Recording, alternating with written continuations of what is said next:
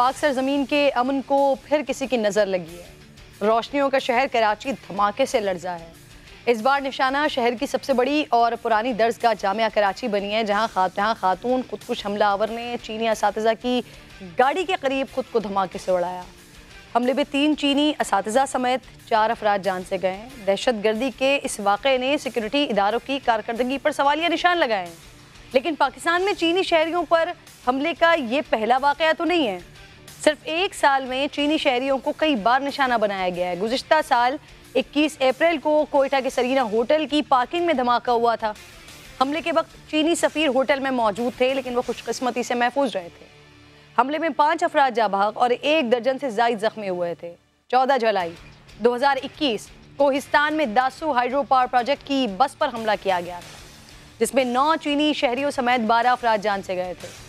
28 जुलाई 2021 को Karachi site area में नामालूम अफराद ने गाड़ी पर फायरिंग की, जिससे 1 चीनी शहरी जख्मी हुआ था। 20 अगस्त 2021 को गवादर में चीनी काफिले पर हमला किया गया था, जिसमें 2 बच्चे जाँ बहक और चीनी शहरी समेत 3 जख्मी हुए थे।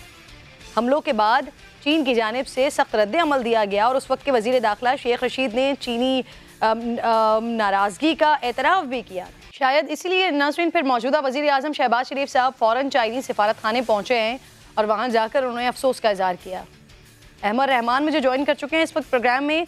बहुत शुक्रिया अहमद। सबसे पहले तो ज़रा मुझे ये जो इब्तदाइया इत्तलात और अब तो बड़ी मैच्योर हो गई होंगी चीज़ें, उसके बारे में बताइए। जामिया कराची की सिक्योरिटी ये सवालिया निशान है, कैसे एक खातून है वॉक करके बड़े आराम से बारूदी मवाद लेकर अंदर आ जाती है। क्या कह रही है जामिया की इंतज़ामिया आपसे? जी देखिए, जामिया की इंतज़ामिया अब जो चाहे बहाने बनाती रहे, लेकिन ये जामिया कराची की सिक्योरिटी लैब्स है कि यहाँ पर हज़ारों की तादाद में स्टूडेंट्स पढ़ते हैं, लेकिन उसमें ना तो गेट्स पर जो है वो वॉक थ्रू गेट लगे हुए हैं, ना पर वहाँ पर कोई तलाशी होती है। जो गाड़ियाँ अंदर आ रही होती हैं उनकी कोई तलाशी नहीं की जाती, कोई कार्ड चेक नहीं किए जाते।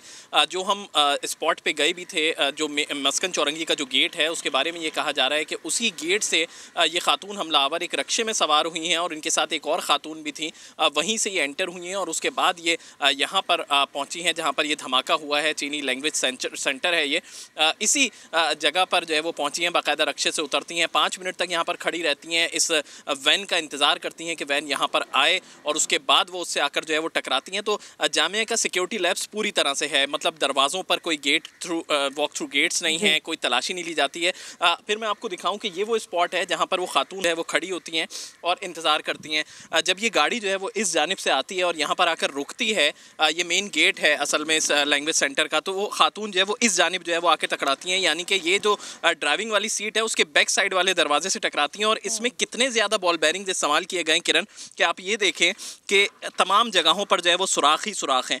ये स्टील बॉल बेरिंग्स हैं जो इसमें इस्तेमाल किए गए हैं। 3 से 4 किलो वजनी जो है वो बारूदी मवाद का इस्तेमाल किया गया है। साथ ही साथ इस गाड़ी पे एकदम धमाके के बाद आग लग जाती है।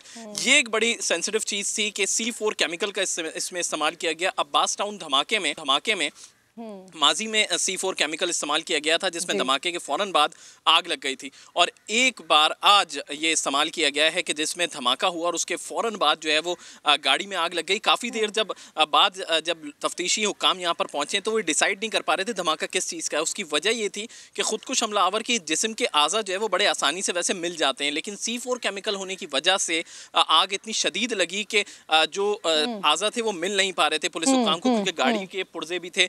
फिर इसी तरह किरण आप देखें कि इस ना मुसलसल एक मोटरसाइकिल रेंजर्स की जो है वो चला करती थी। रेंजर्स इनको स्क्वाड देती थी, सिक्योरिटी देती थी, तो वो रेंजर्स के एहलकार भी जख्मी हुए हैं। उनकी मोटरसाइकिल भी अभी तक उसी तरह स्पॉट पे जो है वो गिरी हुई है। तो ये जामिया का एक तरह से सिक्योरिटी लैब्स है कि बहुत शुक्रिया, थैंक यू, बहुत शुक्रिया आपका।